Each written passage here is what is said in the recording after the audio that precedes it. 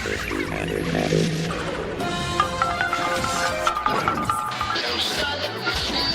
all have it wrong? Are we doing more harm to each other than Jesus really? You are listening to the Dirty Christian Podcast.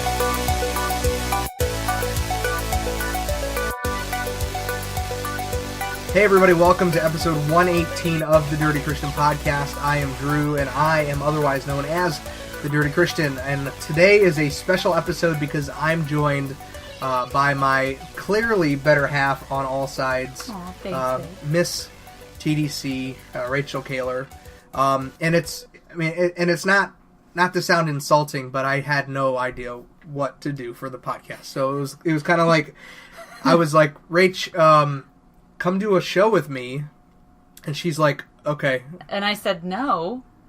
Well, and then I said, what the hey? She did. She literally said, "What the hey?"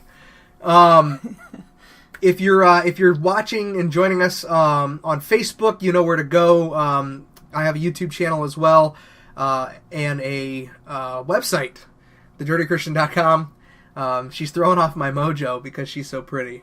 Yeah. You're already married to me. You don't need to score points. Yes, I do. That's like every marriage book on earth is like, just because you're already married means you still need to score points. Okay. Like, so I still... You got me there. I still try to score points. So other than the wife being here for this episode, you guys may notice that I now have glasses. So after 37 years of being alive, the Lord has decided that my vision has not been good, and I went to an optometrist, one of those two. Ophthalmologist? I think an ophthalmologist. Is that feet? It's a That's a podiatrist. Oh, that's... It's definitely not that one. Okay. You didn't go to the butt doctor. We know that. At least not this. I've been to the butt doctor. And praise the Lord, he had good news. And I did have good news for that, but... I'd rather you have bad news from the optometrist. Yes. So I went to the optometrist, and they told me that my vision was not good. So I have glasses now. So you can that's see exciting. like an eagle, but you can't see like a human. I have better than 20/20 vision, but I am farsighted. So basically, it's like I guess I've been living with my own vision for so long that like I've kind of like I know what things are. But now that I've been wearing glasses for a few days and I take them off, like I noticed that I actually like things that are in a distance, I almost see two of them. It's really weird. It's like my brain has overcompensated for my eyes. I was just going to say that. So I can still make out details, and I'm still really good with knowing what's out there, but it like I take my glasses off and I'm like, "Oh, there's two." Yeah. And my eyes have a hard time like trying to focus. So yeah, they're just working extra hard. They're working extra hard. Yeah. And so now I have these wonderful glasses, and when he first walked in, I thought he was wearing his gaming glasses. Yeah. I have gaming glasses. Similar. Which, if you're looking, they're from Gunner. I use them. They block out the blue light. These are yellow. And they're like yellowish orange tinted, but they help block out the blue light. But they're similar shape, and then you have like the lens color is the same. Yeah, but I like the way that what is he doing? These glasses turn out. I have another set coming in from the Navy, particularly, but I was gonna wait. It's like a 2-week wait, but I was gonna wait. But I was like, I really liked the way that I felt when I had the test glasses on at the doctor. So there was something about it. The second she put them on me, I was like, oh, that's different, and it just felt like I took a breath in my eyes for the first time. Eyeball breath. Yeah, so... Your eyes could breathe. Yeah, they could breathe. So... breathe. So I have... breathe. So yeah, so I'm wearing glasses now. So I guess, we've had Rachel on before. We talked about marriage and probably kids, I think. I actually don't really remember the last, what we actually talked about. Well, it's hard to separate those two topics, marriage and children, for us. Well, yeah, I mean, it's literally one and the same, for sure. It's all, yeah. For us, anyway. I know there are people out there that are married and don't have kids. We're not saying no, everybody I just meant is. to say that is our lives, is, like, the kids take up brain power and marriage. Yeah, exactly. As good as it is, it's, you always have to apply brain power there, too. Yes. And so spiritual power, too. Often we don't get a lot of, like, me and you time. Like, over the course of the weeks, we focus so much on, like, our routine. If it's a work day, I come home around dinner time. Everybody's still awake. Then Lyndon goes to bed at 7. Then it's kind of, it can become more for us. Like, once Lyndon's down, because she just has to have attention. Like, right now she's with her brother, but if she wasn't with Ashton, she would want to be with one of us. Sure. She just is not. I mean, she's 2 anyway, but she would not want to be by herself. Yeah. So our night typically starts when Lyndon's in bed for us. Hanging out together. Yeah, to hang out together and have time. So focus time. Yeah, definitely. And I guess maybe that's something that we could kind of talk about is, where we find importance in our relationship. And I mean, also, like, knowing, like, marriage is self-sacrificial, and it's supposed to be it's never supposed to be one-sided, right? Mm-hmm. So where do we find, like, I guess I could start by saying, like, for me, together time, it may sound silly, but being in the same house, like, in close proximity to each other, a lot of the times I feel like that's comforting to me, right? Sure. Like, just, I'm not out, I don't go out to do anything outside of the home, really, aside from, like, worship practice and on Wednesdays, and then, like, I leave the house a little bit early on Sundays for that following Sunday to do sound. But and you go to work, and then I go to work. Yeah. So, but like, I find a lot of contentment just being in the same house. Like, Saturdays is kind of a prime example of that, where it's you're kind of up doing your thing, I'm doing my thing. We kind of intermingle throughout the day with stuff. Like, we'll I'll come up there, see how you're doing. You'll come down here, check on me. Yeah, like, sometimes it's I'm reading something in my Bible, or like one of the Bible study books that I'm doing, and you'll have a podcast or a snippet of something, and suddenly we're, like, watching a movie together about Calvinism, or we're listening to John Piper, or other, like, Tim Keller, just other podcasts. Or, like, one of us is cleaning and the other joins in. Like, that happened today a little bit. And so we kind of don't typically have a plan of what the day will bring. No, but we're definitely not the type of people that, like, we don't really go out as a family. Like, it seems like all of the family is relatively content. It's not fun home, when it's all 6 of us. Except for Rachel. Well, it's not fun for me if I know it's not fun for anybody. If I'm the only one that wants to do it. I mean, like, we all enjoy, if we're going on a road trip and there's a vacation or something we're going to, that's fun. Yeah. But, like, no, we're not really the type of family that we all have the same hobby outside the house. Right. Well, and I think what you were kind of alluding to is it just takes a lot of work to go out to do something. And it's costly. I mean, it costs money to go do stuff. Yeah. It either be creative to find something cheap, even, like, going to the library or the park.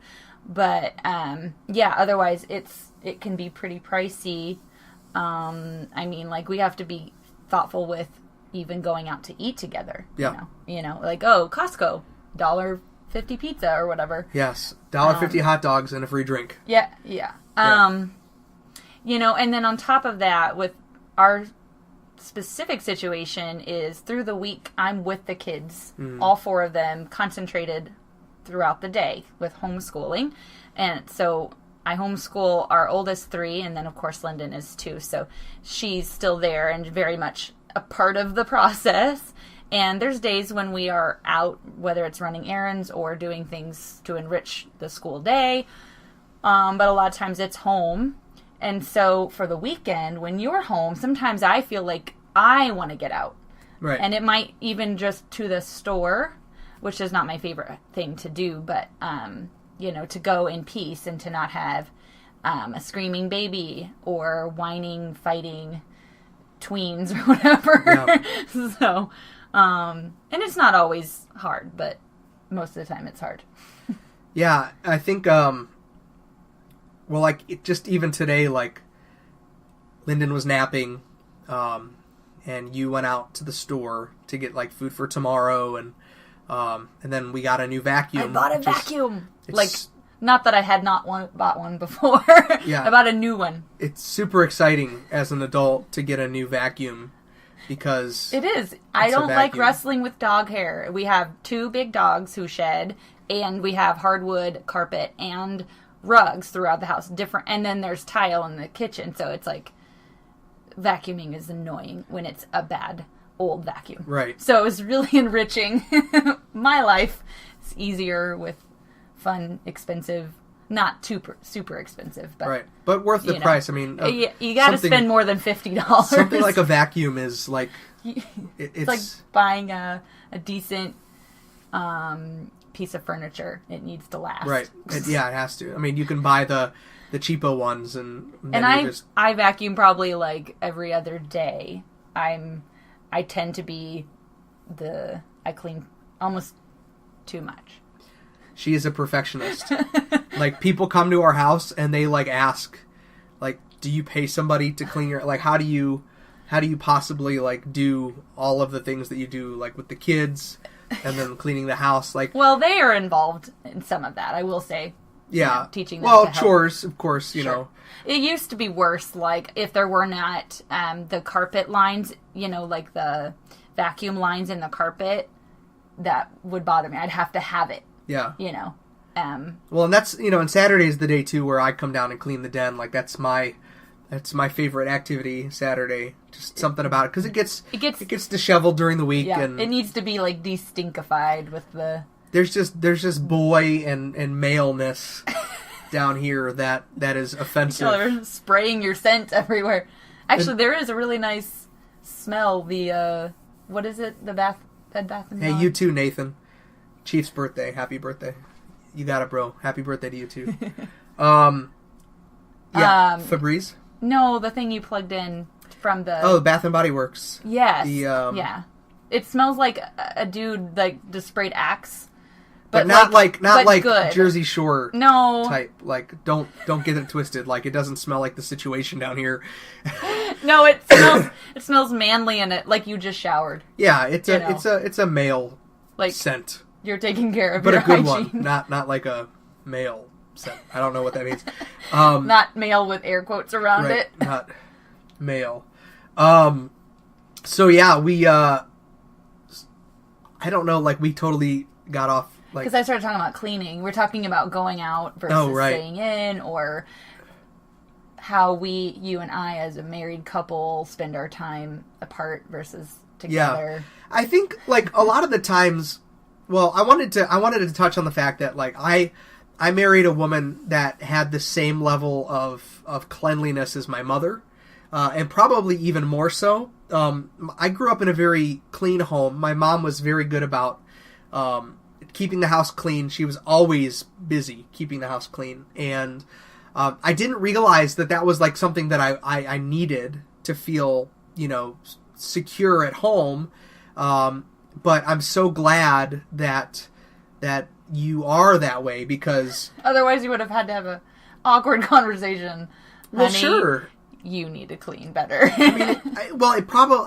It would have likely been me doing more cleaning. Yeah, probably. Because in the times where I've, like, been deployed and I've been in like a barracks or a house with other guys, like, I am typically the one that cleans. Mm-hmm. Because, and it'll go so long before I get super motivated, but then I would spend, like, a whole day and I'd clean the house. So I've always just kind of had a standard or a level of cleanliness that I'm comfortable with. I'm okay with things getting messy. I'm okay with dishes, but at some point, Like when Rachel was gone in Missouri with her family, I could leave some dishes out, but then after seeing a certain amount, then I'm like, okay, I got to go clean those. Like I can't be comfortable with it. So like young, single men, my advice to you is, let that be a prayer. Like if you're used to a certain like level of like cleanliness or organization in your home and you're not married yet, that's a factor. Like that definitely would be a point of contention. Yeah. And like not advocating like living together, but I can see how like living together with someone would really show like their side, because you'd be like, oh, you live in filth. Like, well, you could just gross. go over to their house and But no, I mean, like, because if they know that you're coming over, then they would go clean into up. the master bathroom. Then Sneak you'll see. Then Break you'll into see their if homes. they really do keep a clean house. Sneak into their house and while they're Where is sleeping, this conversation going? and when they're sleeping, you need to go open drawers and watch them sleep. That's the best way to know if you're going to marry. I feel like this conversation got away from us. Like, I'm just does. like, pull it back. So Rachel and I used to do a podcast called For Better or Hilarious years and years ago, and this is exactly how every podcast episode went. Yeah, except that there was no camera, so I felt way more comfortable.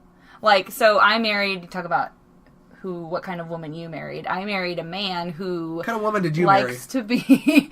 He likes to be front and center. He likes to be heard. And that's all good things. I'm not saying that's bad things. It goes with my personality, which is I would prefer being like a stagehand. So I feel like a lot of times there's situations with you. I mean, it's maybe a little different if it's fellow like female friends hanging out. I can be the boisterous, loud, goofy one, but I definitely don't like to take charge of a situation unless no one else is doing it. Yeah. But if there's somebody who's leading it, I don't really feel like pulled to combat that. Mm-hmm. So for us in our marriage, that works well when like you have TDC, you have aspirations to like lead people and to be heard a certain way, and you seized opportunity with social media and seeing that as a really neat forum to spread the gospel. And me, I'd just be like, I'm terrified to put myself out that way, to be front and center of a whole slew thing, of people. And so I'm happy to like, be on the sidelines in a sense, like supporting, not feeling pushed aside. Although in the TDC timeline, I've had moments where that's been an issue, whether it was you or me or a balance somewhere in the middle. Yeah. Of like, TDC kind of being like the mistress or something. Well, when old TDC maybe. And I would agree with that, because I think that back in the day when TDC first started, I think it exploded well beyond what I thought it would be. Maybe your anticipation of it. And it was exciting, and so there were things about it that, like, I felt an obligation to answer every question and to respond to every message, and to always check. Like, I felt like I was the theology police for people. Yeah. And it was so new and so just fast paced with how quickly TDC grew. Then there was some drama with it being shut down, and then it's grown back to almost where it was before. But I definitely, like, I have a very addictive personality. Mm-hmm. So it's very easy for me to kind of hone in onto something, especially if it feeds my ego. Which getting real.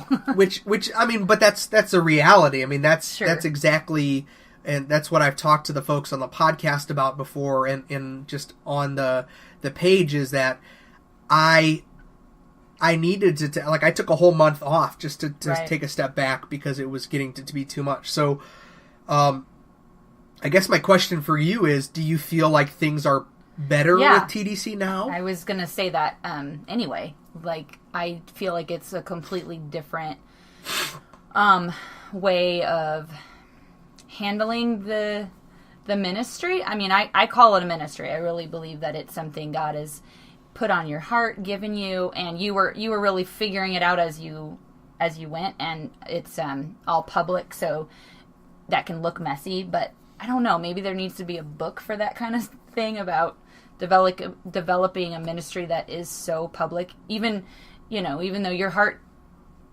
of hearts was to spread the gospel, not to be famous, Right. But balancing that, because that fame, that weird fame, can kind of come up, and like you said, knowing how to handle it. And so I totally think that after the month fast that you did just a few months, was that back in November? It was December. It was the whole month of December, yeah. Yeah.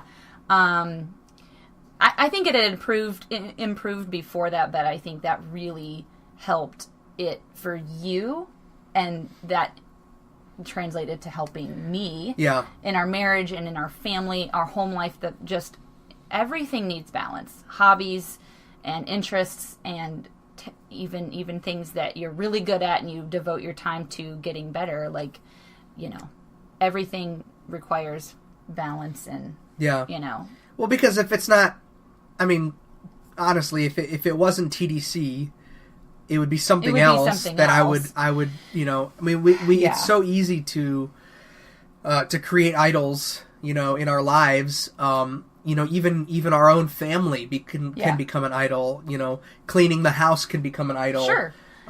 So it's really easy to get like caught up in that, to try to be just, because it starts with the right intentions. Yeah. And I think that's what's dangerous about idolatry, is that you can it can be disguised as something good. Sure. Like I said, the ministry can be good, but the side effects, and like you talked about, your ego there's room for that to get inflated, For sure. And I don't believe I have any of the same complaints. I would call them complaints. And I think, there was a couple different times when I would feel like I wished TDC as an entity could go away. Yeah, we had conversations about it. But I think it was because of the things that we addressed already about, time spent and just how you felt so pulled, you looking at your screen, whether it was your phone or the computer. And so now that you can see where to balance that, and it's not like trying to get big numbers, it's not pulling in people and viewers. It's really just reaching those who are seeking the Lord, and this is a way to do that. And so, well, and TDC has really been, it really helps to keep me accountable with staying learning things. Yeah. Like, I've always, since I got saved, I have used the internet as a way to grow and learn. Yeah, that's true. We even met online. Right. So, I was blogging back then, and I was taking all of these things that I was learning in Bible study and translating them to something that made sense to me, and it helped me to learn and stay in the Word. It challenged me. It continued, and I found that, the intention of TDC, or one of the benefits of TDC, has been able to keep me in that, because if I didn't have this and just the desire to continue to pursue biblical truths and then to share those things, I would probably find something else to do that wasn't that. Mm-hmm. The replacement for that wouldn't be reading my Bible, which is unfortunate, but that's just kind of how I've just worked. Has been I'm in my Word more because I'm challenged by people, and I'm listening to other podcasts, and I'm listening to preachers, outside of Sunday, to take those things and to submit them, to share them with other people. It's your way to process. You've always processed out loud, so it's just out loud online. Right. And now, like you said, just getting some balance in there to not let it be your Bible time by itself. Right. Right. Well, and there's so, I mean, like, we have church, we have life group, you know, I listen to sermons, you know, I'm listening to John Piper's complete exposition of Romans, the book of Romans, and I listen to that every day going into work and coming home, like, so I'm really trying to just be constantly in the Word, because any time that I'm not has always been the time that, like, I stumble the most, or I have the hardest time. I think that's true for everybody. Sure. Well, I think that's a biblical truth, is just to remain steadfast in the Word, you know, constantly praying and just, you know, pray without ceasing, that sort of thing. Mm-hmm. But, you know, just to update a little bit, sorry, our dryer is going off. Because I'm cleaning and doing laundry. To give you guys an update from last week, so it's been a little over a week now that I've been taking the anxiety meds and everything, and I really feel like I've been able to balance more, like, in my head, like, it's going to sound crazy when I say this, but because I know I've talked about ambition before, and we read about it in the Ordinary book, but I feel like this medication has taken away my ambition.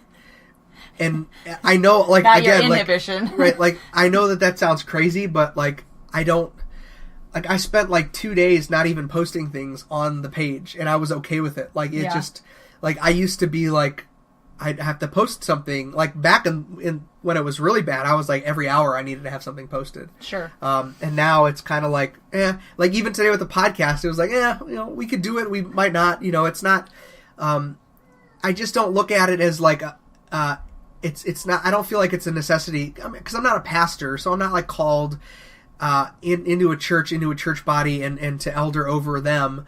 Right. So it's different. Like, this is a side thing. Like, this is where my heart is, but well, it's God using your gifts this way. You know, I don't think it's just because of convenience, like, well, I don't have a pulpit, so I'll at least use social media. I really do think this is how you best communicate. You, like, the way you, like, yes, you're a writer. where I can turn it off. I communicate best where I'm not in front of, like, people in my home. I can turn the power off and go back to play video games, and I don't have to, like, interact socially with people. You're real, though. You're not trying to put on some, like, some people, you know, present themselves online a certain way. And I don't feel like you do that. I feel like you're still you. Most people would agree with that, I think, too. Like, so that's good. There's something to be treasured with that. I like the people I've met, like Jimmy Coons and a few other people from TDC that I've happened to meet in passing. Like, they've all commented that I am the same person. Like, I am what they expected. They mean that as a compliment, right? Yes. Like, well, you know, because, like, I've met, and I hate to use the word celebrities, but, like, for the purpose of this example, I'll put myself into that group. It's an analogy. But I've met celebrities before. Like, we go to, like, the Walker Stalker Con, right? Yeah. And I've met people from Walking Dead that, like, I really love on screen. And some of them have been just totally douchey, and others have been, like, completely genuine. Like Christian Serratos, who plays Rosita on The Walking Dead. Yeah. She's a sweetheart. She wanted to pick up Lyndon. She was did. talking about the baby. Put her in a backpack. She was just the nicest lady. Like, totally genuine. I think she's a new mom too, so it's like, right. And then guys like the guy that plays Eugene, I felt like he was kind of a D-bag a little bit. Like, oh my goodness, I don't remember him. Did I meet him? No, I went up there to meet him. Okay. Josh McDermott, but, like, so Dermot Mulroney. So Dylan Dylan McDermott, but Dylan McDivitt. Fibbles McDibbles. Sorry, that's an inside joke from a skit on Saturday Night Live. It's not so inside, it's SNL. Yeah, but anyway, so, like, when people have met me, they've commented on just the fact that I'm actually as down to earth as they kind of hoped I'd be. Uh-huh. But I mean, like, I genuinely am. Like, what you see, like, I'm probably worse, like, responding to stuff online, and I'm probably, like, I probably come across more like a jerk. No, like, in typing? Not a jerk. You come off, you speak quickly. Like, you have short answers. unless someone is asking for, like, details of something, you're pretty much, like, one-word answers. Or like, 5-word sentences. Gotcha. But that's just your style. I don't think... But I think that presents, like, that as, people read into that, and they're like, oh, he's just going to be a snide a-hole, and, you know... And I just, you know, I don't know. I don't like to read most of the comments for certain, especially one, like, if there's posts that are, you can just tell they're going to be stirring up trouble. Because I get offended for my husband. I get frustrated. I feel like there's some people, well, I mean, we've had our share of crazies that have been mean or rude, even to me. And, sure. So... that's the part of TDC that, you know, I'll probably never really get used to. Because, again, I'm like, I like to be, not that I like to be hidden and, like, unknown, but just that I'm shy, I'm more reserved. I'm better face-to-face than, like, I like to write, but I don't know, just posts and Facebook, it's harder to, like, express myself. Well, one thing that I found that I feel like has made TDC become a little bit easier for me has been I'm not as involved in the groups that have started now. Like we have a couple groups. There's the TD Chicken group, which that's what it's called. It was started as like TDC 2.0. It was just a group of people that follow the page. There's a Dirty Christians group on Facebook, and then a Reformed Dirty Reformed Christians group. And so, but I'm not really involved in those anymore. And when I felt like that was actually where I had the hardest time because of the way that I interacted with people there in those groups, versus just being like, I'll post something, I'll say something, I'll write something, but then I just kind of leave it be and I try to let people fight their own fights. Like I don't feel like I have to defend. Like if somebody wants to message me and ask me like for detail on something, I'll go take the time to do it. But people are jerks, and it makes me want to be a jerk. So I try not to like get too involved in the comments. I think you're getting better about that though. Yeah, I try to. And I was gonna say about the groups, it's almost like you being highly involved in the groups would feel like you're in your own fan club. So maybe it's like, that's taking yourself out of the equation a little bit. Yeah. Where it's more just the name, and it's a group of people who they've met that way and they just want to hang out. I think they just like the idea of, like, it's the Dirty Christian, and it's a safe space to argue theology. But, like, I think it's like they just like the idea of just being candid about God and doctrine, and like the idea of what TDC is, and why I strive to be so frank and to be so purposeful with the truth of the gospel and the truth of doctrine. Mm-hmm. I think that's what attracts people to the page in general, and so the groups have given people the opportunity to kind of carry that forward and have those discussions with other people. Yeah. So it's kind of turned it into, it's not TDC as a person. Right. It's TDC. They call themselves the Dirty Christians. Oh, okay. I don't think I knew that. Yeah, like fellow TDCers is what they... That makes sense because, again, like ultimately, what is this really about? What's the purpose of this? It's not about you. Right, and that's why I never really... Like, I used to have a page that was just my name. I actually got... I don't post on that anymore, but... It's not that I'm hiding behind a name. I just don't want it to be my name. Like I just like Dr. Seuss had his own pen names. Sure. I just felt that was his pen name. Yes, you're right.